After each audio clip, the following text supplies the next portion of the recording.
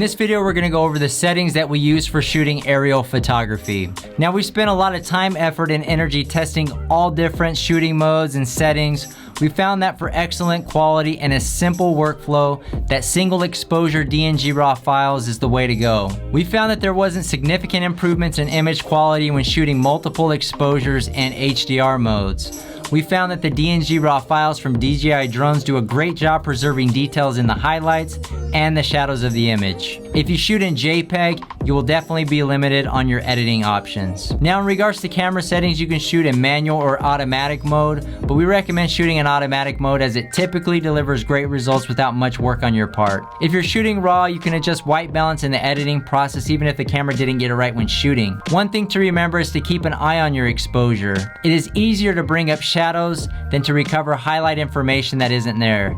It is easy to adjust your exposure up or down during the shoot by adjusting the EV settings. Alright, so here's a recap of our aerial photography settings. We shoot in file type JPEG plus RAW or just RAW depending on the drone and what options it has. For photo size aspect ratio, we set that to 4:3 unless 3:2 is an option, like the Mavic 2 Pro. For camera settings, we set that to auto. For white balance, we set that to auto. For color, we set that to normal. And for photo shooting mode, we set that to single.